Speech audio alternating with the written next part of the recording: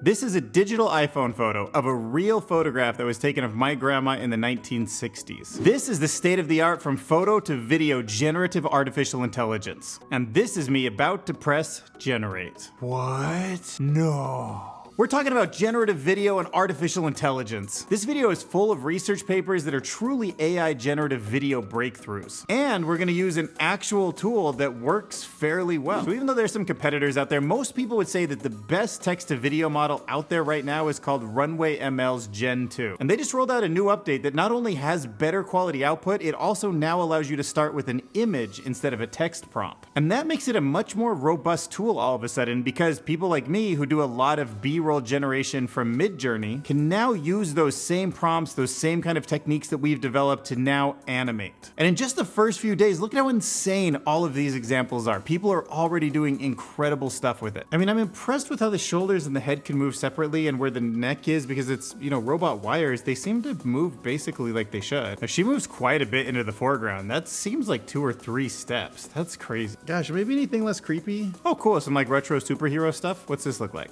Dude, that does kind of look like some muscle builder from the 80s or something. That's not claymation, that's not CGI. It actually looks kind of like a toy, like a malleable toy that's being pushed around by some hand off screen. That looks like some trippy, like Japanese super creative, like indie movie. Look right there, that hand moved up quite a bit with the coffee. Did it stay in place? Well, kinda. Finally, evidence of the lizard people. I mean, honestly, that's all the evidence a lot of people would need. The little caption at the bottom, deep inside the earth, open check case. What's going on there? Wow, we are definitely visiting a crazy circus clown, time warp, super alien space thing right now. Hamsters go camping, a river adventure? I'm in. Oh, this is cool. Like, we get a whole little storytelling piece. I love it. Tried to cross on foot. The hamsters had an idea. They found a boat and climbed inside. Scrappy was in charge of paddling, while Sammy and Susie looked out for fish and ducks.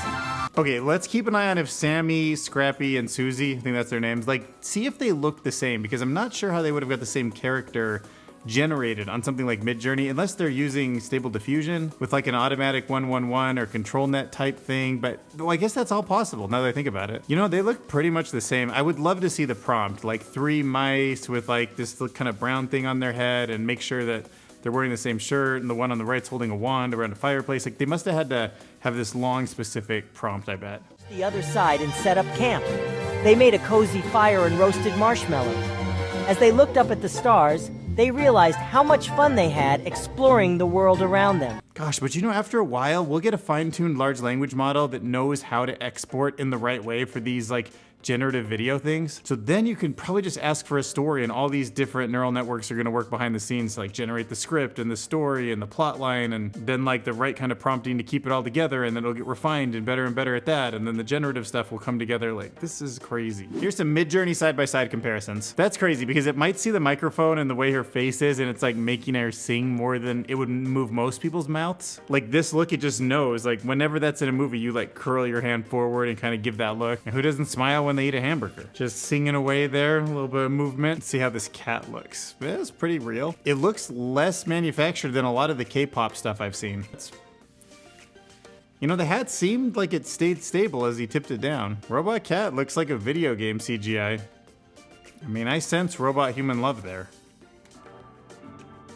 Oh, does it know what to do with the sweat or the jaw? That's like one of those slow motion shots where the mouse like, bro. It would be nice if it actually caught the rain, kind of made some motion in it. So now let's do a quick tutorial. It's not that hard. I'll show you guys how you can take an image that you have and animate it in the same way. So we'll start with a photo of my grandma from the 60s or 70s or something, whenever beehives were popular. Now my grandma swore she never had this beehive haircut, but my uncle dug up this photo and it's like as clear as day. So obviously the cover-up's over. Now we have the truth. But what if we take the photo, I enhance it, we animate it, then I'll really know what it was like when she was rocking that beehive. So you can go to this URL. It's called runwayml.com. You just sign up, put your credit card in, all that stuff. It does cost money. So here's their complex pricing plan, but the point is it's based on credits. The more you use, the more money it's gonna cost you. So look, here's how the Beehive got its name. Who would have thought? It's because it resembles the nose of a B-52 strategic bomber. It looks like an airplane. I'll be the judge of that. Like, does my grandma's hair really look like the front of that airplane? And then it turns out that most people who've had success with this actually don't add a prompt here. You could, it will actually take this as a base photo and then do something else with it, but I would just say leave it alone and just hit generate, which I have now done. So prepare to see my grandma Bonnie brought back from the 1960s or 70s. Voila.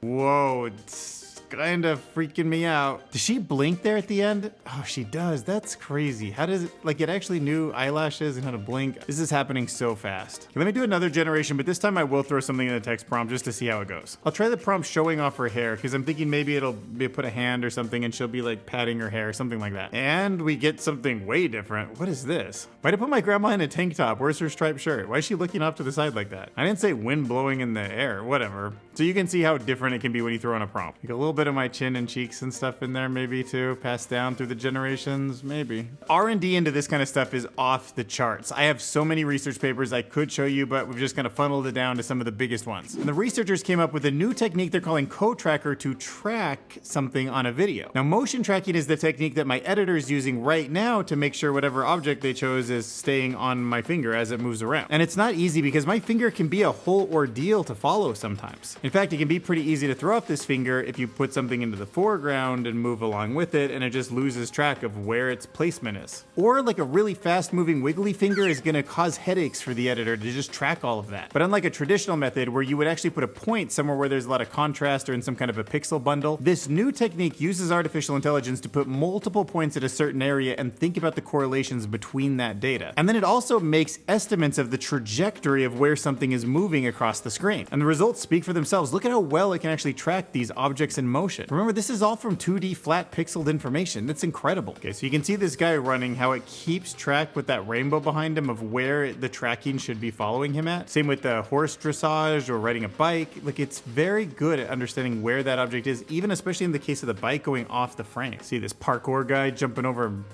everything. Dude, that parkour stuff is so crazy. This one actually might be better, like a single individual track, just one point. How does it do? Because normally you'd use a mesh because it's kind of a bigger object, but if you put that single point on, it does seem like their results are the best. Like these lines you see on the other three, I think it's just the track getting completely lost. Only CoTracker on this biker at the top here is actually staying on point. Okay, so these researchers were inspired by text to video models. So this method actually uses tokens, the same kind of word fragments that we would use in a latent space in a large language model, something like ChatGPT, as a consistent thing that it can reference frame after frame after frame over time. So their procedure operates in two distinct stages. The first is called joint keyframe editing, which samples the keyframes and tries to extract the noise from it. And the second stage is what they call editing propagation through TokenFlow. I'm a little bit lost on it, but I think sort of like back propagation, where you have an error at the end and you go back and correct along the way. Now, if you've read this paper and understand it a little bit better than me, feel free to put that in the comments below. But basically, the result is stability. So look at this guy spitting a basketball. Like what you normally get is this jumpy thing, which is always the problem with using image to text. That consistent attention block really does seem to smooth it out, and they've definitely done a great job according to these videos they've published with the paper. So what we're looking at here is the final video, but if we hover over it, we can see the original video and the text prompt that was given to change it. So look at this, cutting bread turns into an ice sculpture. I mean, ice would crack a little bit different, but you can feel how solid that bread looks now. This video of a wolf turns into a robotic wolf. I mean, it's definitely shiny. They've turned it into a metal transformer looking wolf. Yeah, pretty close. Turned this woman into a marble sculpture. Kind of made her look younger, but not really marble. Cute puppy turns Van Gogh. Okay, it's consistent. I gotta remember, actually what we're looking for here isn't the quality of the final product, it's the consistency of what it was changed into. Wait, these kittens are gonna turn into colorful crochet? Is it gonna be like I imagine? Let's see. Oh, weird. Yeah, that is kind of like a crochet kitten. Turn this guy into a robot spinning a ball. I mean, look, I want all my storks to look origami. Like, they just look cooler that way. Nothing wrong against nature and biology. I just like origami. Next up, we have this paper. It's called Re-Render a Video, Zero-Shot Text-Guided Video-to-Video Translations. And the idea of it being zero shot means you're not giving it an example, it's seeing it for the very first time. The framework consists of two parts. There's a keyframe transition and a full video transition. So if you want to play with it on Hugging Face, it's available. You can spin it up into your own account or whatever, but this is possible. And you can see this woman, you can just add beautiful woman in CGI, you can add peacock blue, you can make it go chrome. This colorful mapping into all these different artistic styles. Wow, look at how cool that is with the water everywhere. I mean, it's definitely keeping frame rates and basic consistency, so very cool. Now, I absolutely love making technology and AI related videos like this. I enjoy the filming, I enjoy the research, I just enjoy all of it. But I'm still pretty far away from like making a living doing this YouTube channel. So if you could help me hit the next goal, which is 6,000 subscribers by smashing that subscribe button, I would appreciate it. Smash that subscribe button.